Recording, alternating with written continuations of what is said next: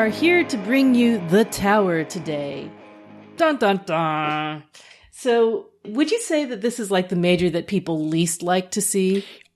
For the most part, yeah. And it's actually pretty hard to read too, you know. I mean, I could say something constructive about any card, but this one is the one that you just know you have to prepare them for one way or another because something's going to happen. So some of the names for this card are, besides the Tower, there's a tradition in the European decks of calling it the fire or the thunder, you know, or the thunderbolt, le foudre, il fuoco, la sagitta, which is the arrow, which is interesting. So, you know, like the arrow of Mars. Also, probably the best known name for it from the Marseille is La Maison Dieu, which means the house of God or the God house or something like that. I've even heard it called the house of the devil occasionally. Really? That's cool. Yeah. La Maison Diable, which makes all kinds of sense. Actually, in some ways, it makes more sense than the house of God, but it's also called the blasted tower or the lightning fire of heaven. The fire of heaven. Heard it called, yeah. And the lightning struck and war temple. Oh, war. Crowley said really? An alternate name for this card may as well be war. Right, which makes sense because the Empress card above it may as well be love. So you have love and war on these sort of parallel paths, the card of Venus and the card of Mars. We can talk more about that later.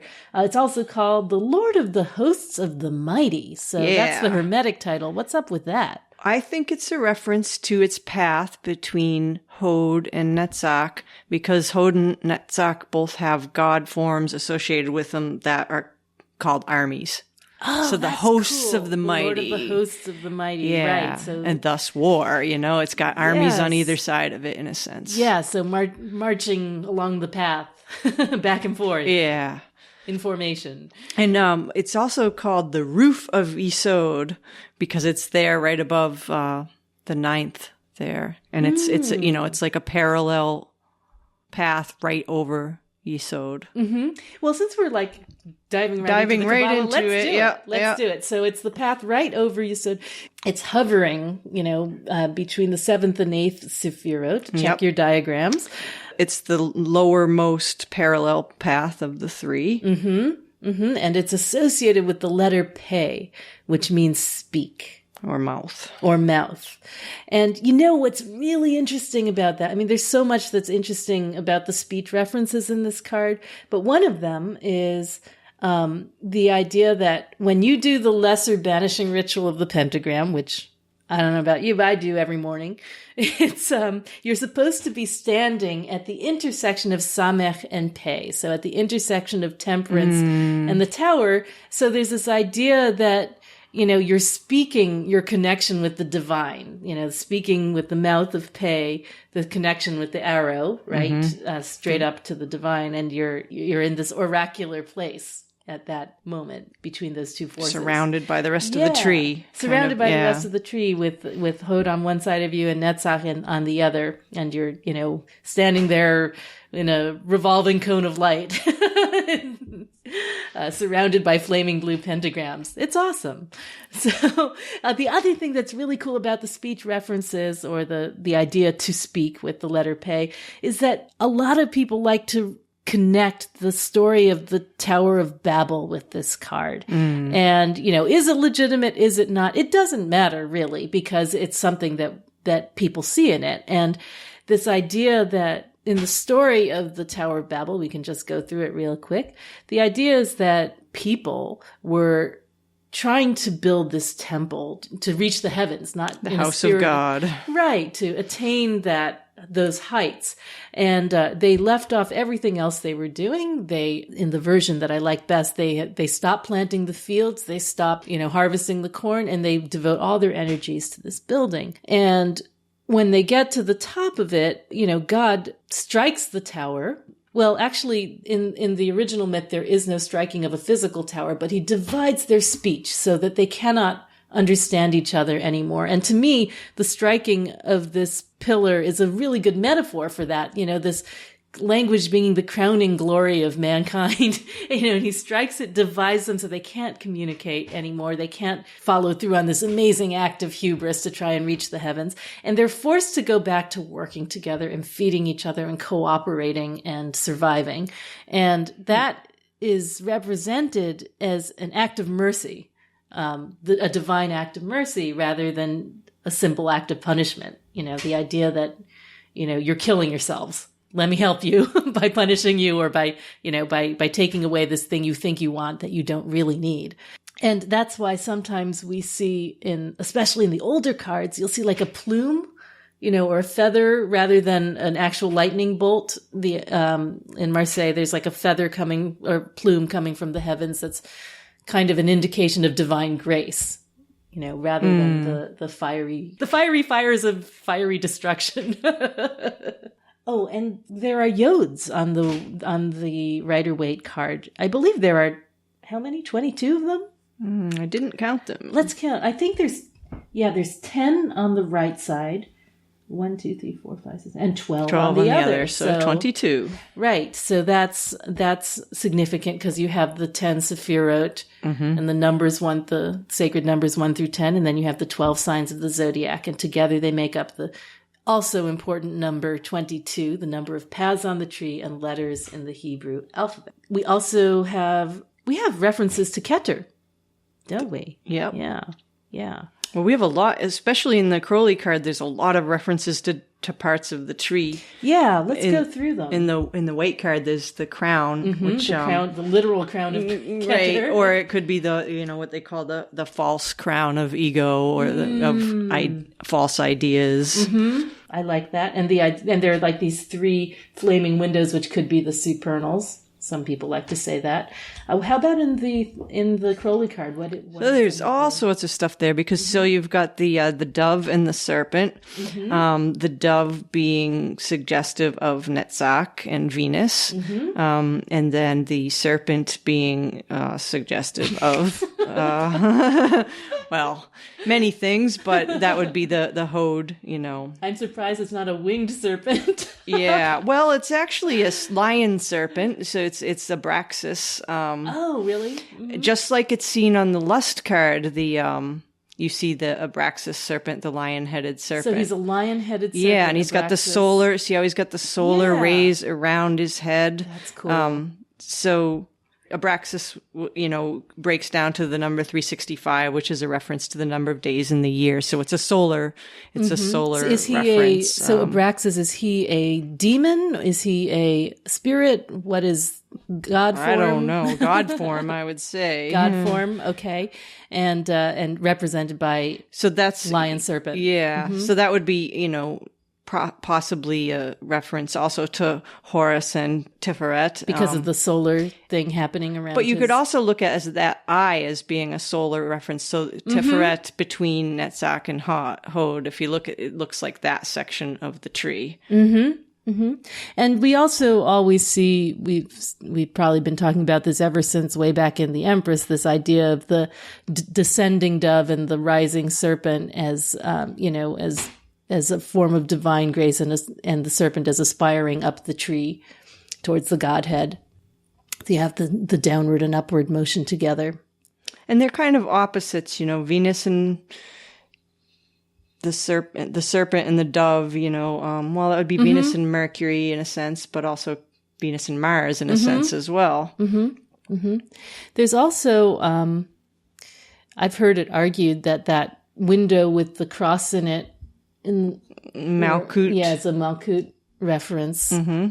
Yeah, because that would be the house of matter in a sense, being broken down. So that makes sense to me.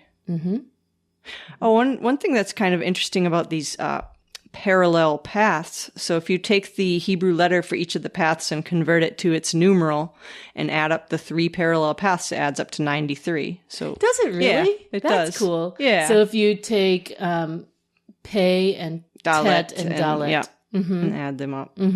Yeah. And it's also kind of cool that, the lust card is well, poised above the tower, if you will. It can another, kind of Yeah, you had a really great sexual, observation in the Empress one about how we have the Venus Empress and then we have, Right. the Mars Tower. And if you combine them, you have this sex and war goddess, Right. of lust, strength in the middle. right. And you could think of the Empress as the dove and the lust card as the serpent, Tet being the letter of serpent. So then you've got dove and serpent above the tower path. Absolutely. And it's also interesting, this eye, it's kind of a carryover from the devil in a way. Yeah, that's a devil reference. Also, the figures that are falling in both cards, I think it's book T or the original descriptions of the cards said that they should be in the shape of the letter Ayin. Really? I can sort of see that with the outstretched limbs Yep. of Ayin. I like this idea that, the path of the eye of the devil from Tiferet to Hod is, they meet at Hod, and there's sort of like the eye of the devil shining through Hod, through this filter of perception into the tower card. Yeah, there's a definite cool progression between the devil and the tower where the devil is telling you to look and see, the illusory nature of constructs. And if you don't, the eye is going to blink and it's going to take it down for you. It's going to take it down for you. Yeah. And it's impossible not to look at the Crowley card without seeing the great lidless eye of Sauron from the Lord of the Rings. You just can't, right? It's just, ever since the movies came out, I look at this card in a completely, altered light. Yeah. Yeah. There's the destructiveness and the fieriness and the inevitability all sort of go with that archetype in Tolkien. As a double letter, planetary letter, right? Yep. Which means that it has double... for Mars. Yeah, it has double attributes, which, interestingly enough, are grace and indignity or indignation. And I've always been very curious about unpacking that, because what does that really mean? What is indignity versus indignation? Is it like... Indignity sounds like humiliation in a way. Indignation sounds like anger. Right. The two kind of go together. Right. While being sort of different. Anger sounds very martial. Whereas grace makes me think of, sometimes this card can be positive in the sense of illumination and, the lightning flash of brilliance. And this idea, enlightenment, kind of. Like in the Babel story, that this act of destruction is also an act of mercy. And, honestly, when I see this card, and I have seen it so many times when I'm reading for people, so often it represents some marital infidelity that is coming to light. I've seen that as well. Yeah. It just happens literally. In fact, if there's any... If I'm looking at somebody's relationship and they want to, and they're concerned about this issue, it comes up. And even if I don't want to see it, or, if they don't want to see it, it will come up. I had it in a reading for a friend a couple years ago. She didn't even know about it, and I didn't know about it. We thought she was just like moving her house because that was stressful. And that turned out to be the case. It is very reliable as in straight divination, to represent this karmic thing that's going on that needs to be balanced. Regardless of whether you're judging whether it's a good thing or a bad thing, the infidelity, it is definitely recognizing something that has to be balanced out, like it or not. So, and what's interesting is that, and that too, that very issue of infidelity comes with those, like, that whole grace and indignation sort of thing. There's gonna be like the Venusian sort of attraction to someone balanced by the humiliation and the anger and resentment, which will inevitably follow. Right. Yeah. And definitely to be the one on the receiving end of that treatment is definitely an ego shattering moment. It certainly is. Destruction of the self and the perception of self. Yeah, exactly. Like the one thing that everyone always says when this happened was like, my world has been shattered. I don't know what's real anymore, which is like exactly, right. The definition of this card. Breaking the fortress of the self. Yeah. Let's go to talking about Mars, shall we? Sure. Okay. Lots of Mars references everywhere. Yes, indeed. I mean, you know, we thought we were all phallic all the time in the last card, but here we are again with the erupting tower. I guess wherever you get Mars, you're going to have these themes of sex and penetration.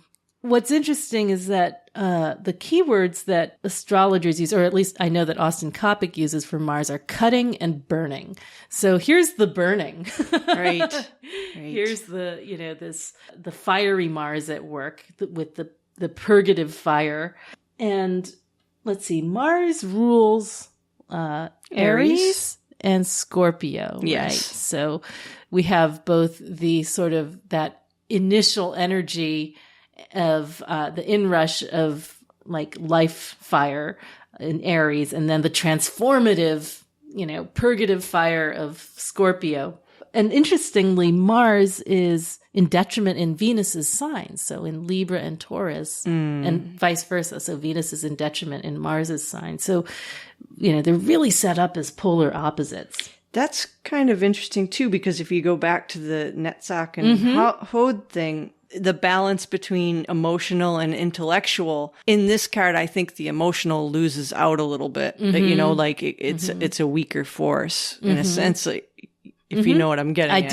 I do. I see that. There's a sort of like, no matter how much you want to connect and, you know, understand, we have division and force and compulsion and dissection. So whereas Venus has this quality to attract and find common ground.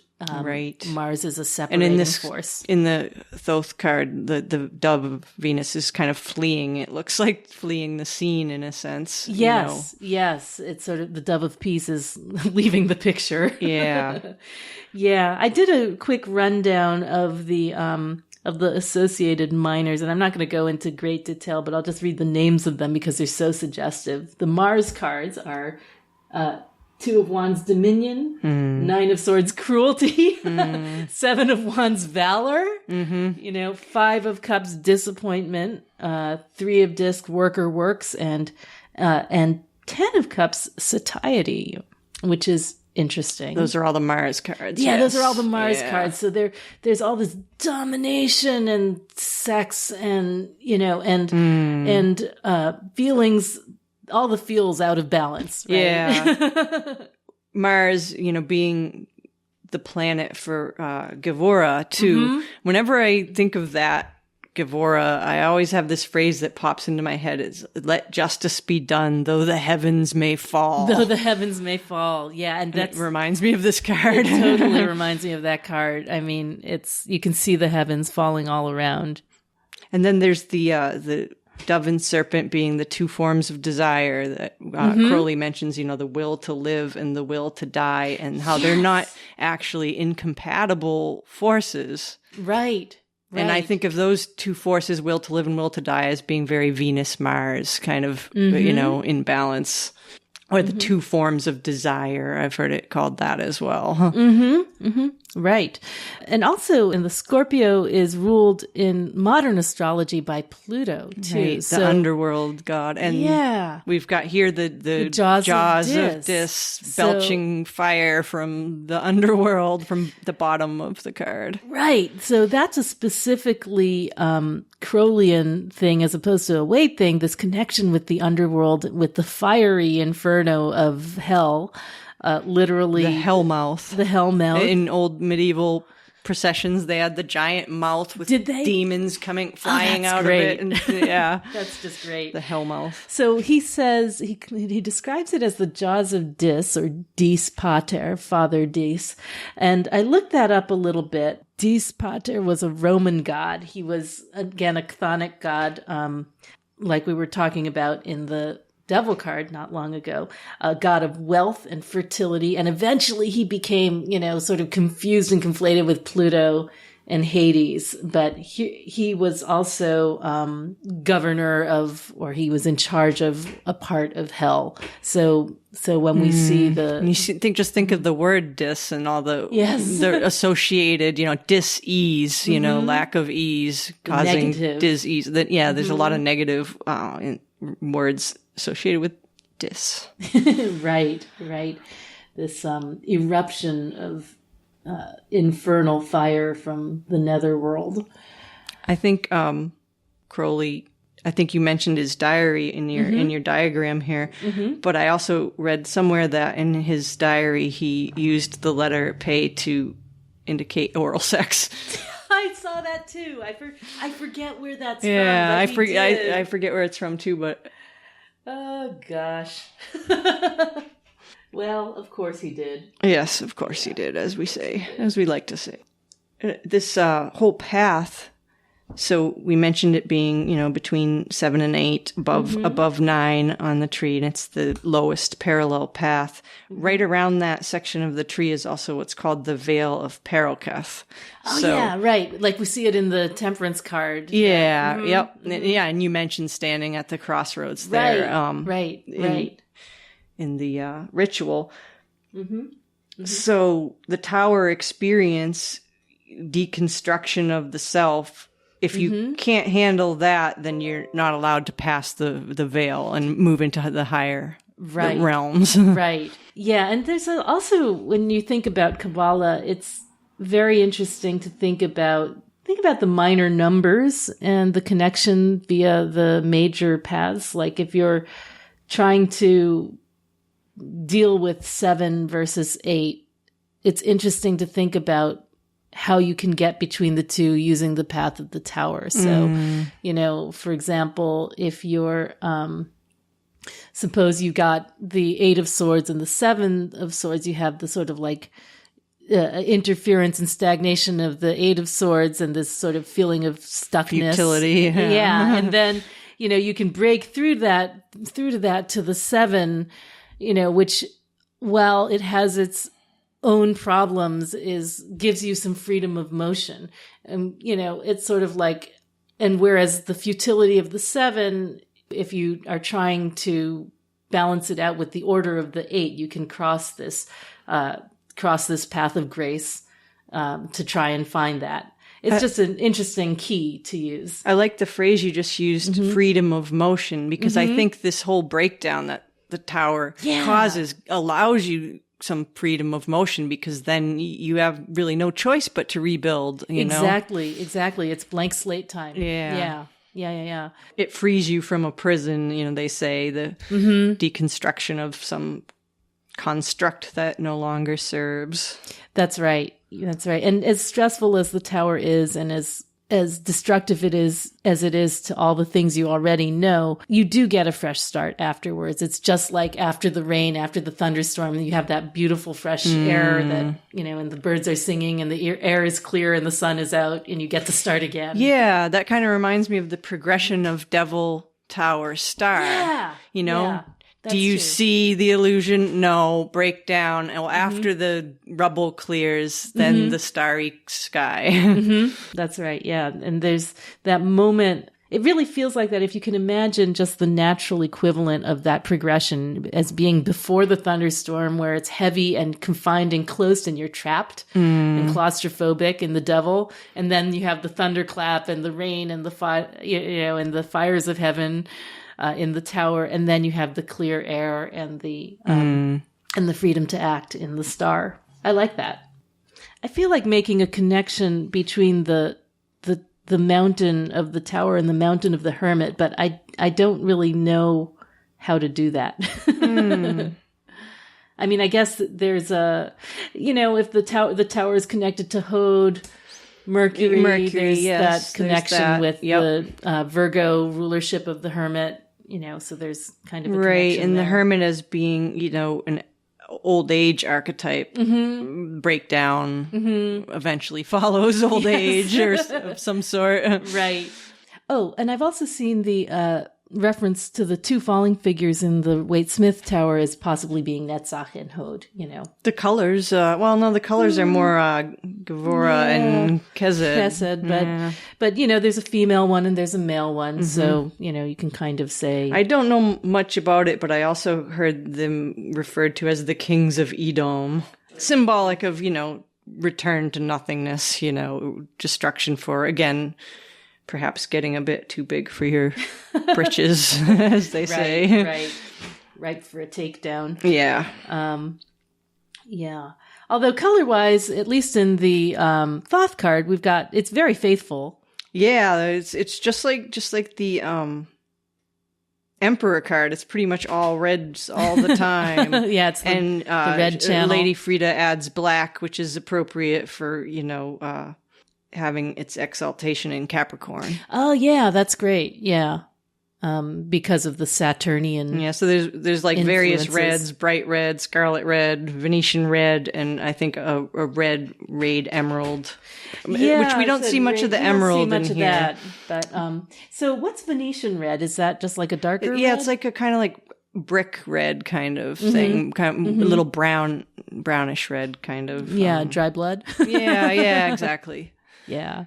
Kind of an earthier red. Yeah. Yeah. And I like it because, you know, if you look at fire, it's never all one color, you know, and it reminds me, when I look at this, it reminds me of the flickering of flame from red to orange to yellow. Okay, so some number stuff. There are emanating from this eye in the Thoth card. I believe we have 27 rays.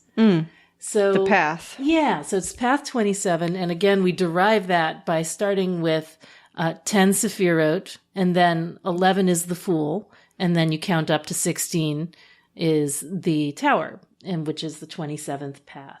Now, that's just sort of a self-referential thing around the eye there. Another thing of note is that the Thoth card has 4 falling figures as opposed to 2 falling figures in the other card. And what do you make of that? That's interesting. I don't know. When I think of 4, I think of structure and earth, and you know, perhaps it's the breakdown of, you know, and just another breakdown of structure reference. Yeah, I can see that. What about numerological reduction from 16 takes us to 7? There's a connection with the chariot. The chariot's very martial in a sense, you know, when you think of the chariots of war. Yes, there's that. Well, it's interesting because I think there's an opposition going on in a way, because first of all, Mars is in fall in Cancer, which is the sign of the chariot. Yep. And you have all of that sort of armor and encasing. Yeah. You know? Very martial looking figure, even though it's water. Yeah. I mean, there's that idea that... Well, it takes me back to the phrase you use, freedom of motion again. The idea that the chariot takes you from one place to the next on a mission. After the destruction, you got to go somewhere. Right. I always think of the armor of the charioteer as a sort of external thing. It's an ego thing. It's sort of like, okay, this is rigidity. My assignment. Yeah, this is my thing that I have to do that is not my true self, you know, and that perhaps the tower is a way of destroying that, you know, and in all of the sort of sword, spear cutting attributes of Mars, the whole point of that kind of weaponry is to get through the armor, right? It's like it's to pierce, pierce and to break. Penetration again. Yeah, that which does not wish to be penetrated. So definitely a sort of violence. Sort of like when you can't get in any other way, like when you're trying to get inside a bottle of wine and you can't do it because it's stuck and you finally just break the thing. Not that I've ever done that, but I'm just saying. Actually, you can hit it against the trunk, wrap it in a towel, and you ever see that done? I've seen it works. Done. I've done it. I've also seen it done like in a shoe. You know, so and hammer against the tree or the wall, something solid. Yeah. And you would think it would not work, but apparently it's a miracle. It does work. Apparently it does. Yeah. Thus, I have been very desperate to get enough into a bottle of wine that I've tried it. Well, I'm glad. Comes in handy on a picnic if you forget your corkscrew. Yes, which one always does. In general, all war gods are associated with this path. Krishna, Shiva, Mars, Aries. The Eye of Shiva we have here. What do you know about the Eye of Shiva? I don't really know anything. I just know it's a thing. Well, when Shiva closes his eye, the universe is destroyed. Oh, I see. Got you. Right. Yeah, that whole trinity, creator, sustainer, and destroyer. Shiva being the destroyer, but part of the cycle. We also have the Eye of Horus, general Eye of God motifs. And the figures are all usually shown like upside down. Yes, they are. They've been turned around. They've been upended and inverted. Yeah.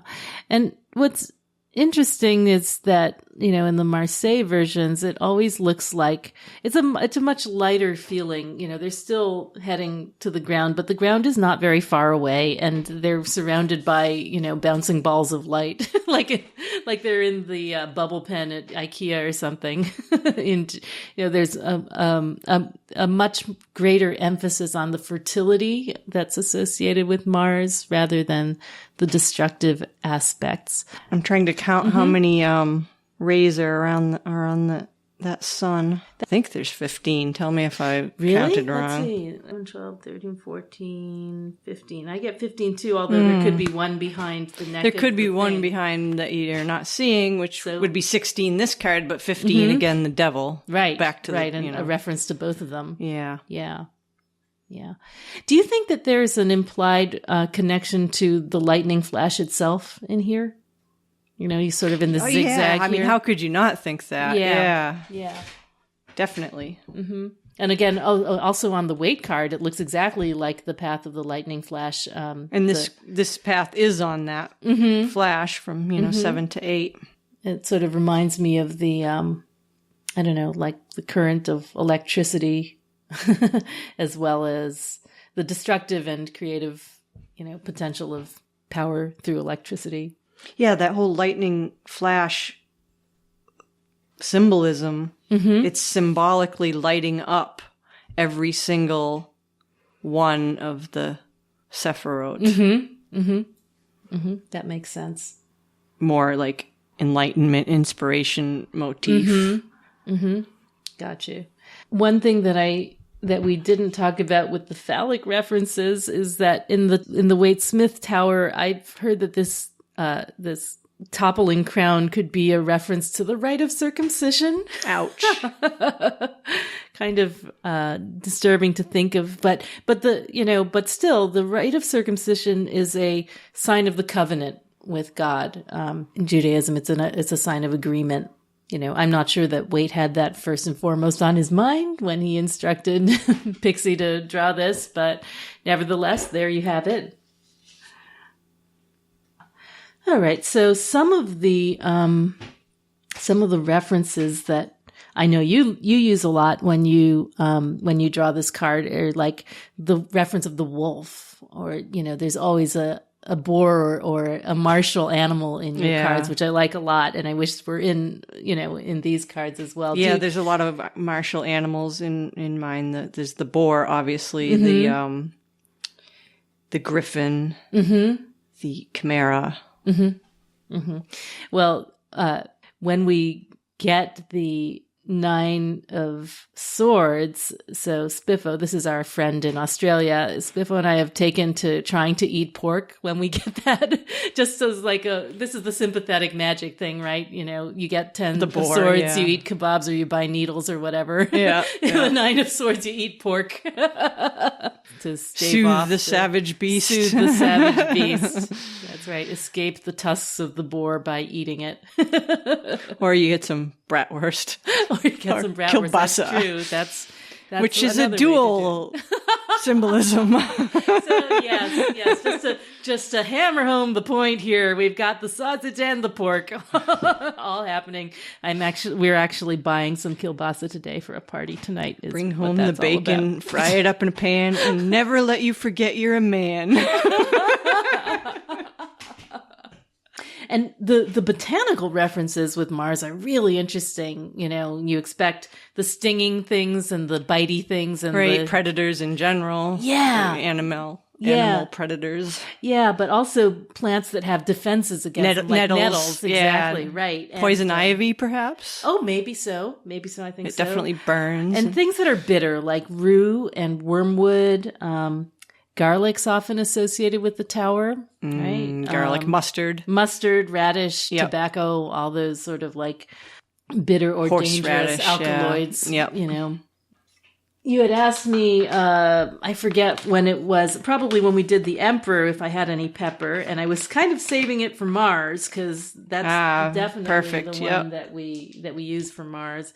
It's funny to have black pepper in so I buy a lot of my smells from Perfumer's Apprentice, and at first I was like, why do I really need to buy black pepper? Can't I just grind some tincture some peppercorns? Yeah, but it really, I love the smell of this pepper that they created. It's that's delightful. Yeah, the great thing about pepper generally in working with perfumes is that even if you use one drop, it just juices the mix. It's lively. Really brings it alive, and you would never recognize that there's pepper in there, just like when you're eating it. I eat 7 peppercorns a day. Do you really? Yeah. What's that about? It's supposed to be good, obviously good for your health and livening, but it has this, this is kind of interesting in relationship to the tower because it has the property of breaking up congestion in the body. Does that help with the lungs? It does, and stuff yeah. like that? So do you crunch on them? Or do you I crunch on them and take a sip of lemonade or something and wash them down. So why 7? Is that a thing? It's a yogic thing. 7 peppercorns is supposed to be the right number that you need daily to 7 chakras. Accomplish. Yeah, perhaps. Number of Venus. I don't know. Number of the chariot. Number of the chariot as well. Keeps things moving. Right. Like that. Okay. So the note associated with this card, which is all red all the time, is of course the note C natural. So I'm always glad when it's time, when Tuesday rolls around and it's time to do my incantations on the note C, because it's relatively in my range and easy to sing, unlike some of the other notes. Anytime you have red or a connection with Mars, you're liable to be dealing with the note C, interestingly enough. So there's low C and high C. Yeah. How do you think that plays into this card? I mean, the first thing I thought of is the higher C. Like, what's the note that's said to shatter glass? The soprano, hits a high note and it shatters things. It Wouldn't makes me think cool? of the tower. If it was high C, that would be really cool. But let's I don't check know it out. It is. Okay. So the question is, the idea is that if you sing a note at over 100 decibels in volume and it matches the resonance of the glass, then the glass will shatter. So I took out a couple of wine glasses. Not that I'm going to sing, I'll spare you that, but I wanted to see what frequency, what note the wine glasses resonated. Here's a small one. Well, that actually is a C. And this big one that's actually a lower D. So I guess it can, we just saw it could be a high C would shatter this little guy here. It's pretty sturdy. I've dropped it on the floor. But they say that it could be any note that happens to match the frequency of the glass, but it certainly could be a high C if that were the case. That's interesting. Yeah, now, as far as Mars and vibration and shattering and I like that idea. It's very poetic. And the mouth, making the sound. Yes. Yeah. The mouth. Yes, that's great. So as far as musical note associations go, they don't really distinguish between one octave and the next. It's just like all C's are associated with red, are associated with Mars. But there are definitely associations with perfumes that differ per octave. So I've seen couldn't there be red and infrared? Yeah, you'd think so, right? But you'd think so. Yeah. I mean, there's enough frequencies out there, both in vision and in sound anyway. But perfumers have had at one point, like in the 18th century, when they were connecting everything with everything, there's a list of perfumes that go 3 or 4 octaves. And they even have something called a perfumer's organ, which is oh God, don't you want that? Yeah. I like the sound of it. Yeah. So it's literally an arrangement that has dozens and dozens of scents in it that and you press a key and they missed out. That's what I pictured. Right? That would be... along with a beam of colored light for the right color. Yeah, I want one. Let's invent one. Sounds very steampunk. I would totally go for one of those. Sounds Willy Wonka. Yeah. Anyway, okay, so I think that we've pretty much covered it. So we've talked a lot about the destructive powers of Mars. We've talked about the purifying aspects of that fire. We've talked about karmic effects that come around in this card. The balance between emotional and intellectual realms, or love and will, you might say, in a sense. Mm-hmm. And both the fertile and the destructive qualities of this disruptive act. All right, that wasn't nearly as bad as it could have been. I didn't even hit my head, which is usually what happens when I get the tower. Okay, so that's it for the tower, and we'll be back next time with the star. Wish upon a star. See you then.